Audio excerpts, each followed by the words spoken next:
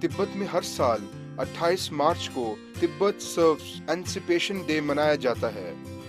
ये दिन 1959 में जागीरदाराना निज़ाम के खात्मे और तिब्बतन के जमहूरी निज़ाम के दौर की शुरुआत की याद में बनाया जाता है।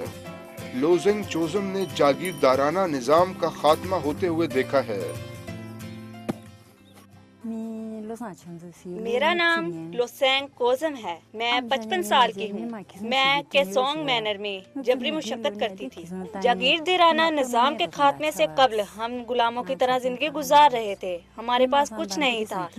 हमारे मालिक हमें जो कहते थे हमें वो करना पड़ता था, मगर चीजें आहिस्ता आहिस्ता बेहतर होती गई। लेकिन अब हमारे पास परेशान होने की कोई वजह नहीं है। मेरे पास 2 मंजिला घर, मवेशी और खेती बाड़ी करने का सामान मौजूद है। अब मैं सुकून से रह रही हूँ। हमारी जिंदगी मुकम्मल तब्दील हो गई है। तिब्बत की जीडीपी 2017 में 10% बढ़ गई है। लोगों की डिस्पोजेबल आमदनी में इजाफा हुआ है। तिब्बत में रिहायशियों को 15 साल तक मुफ्त तालीम दी जाती है और साथ ही मुफ्त मेडिकल चेकअप की सहूलियात भी फराहम की जाती हैं। मेरी उम्र 25 साल है और मैं डॉक्टर हूँ।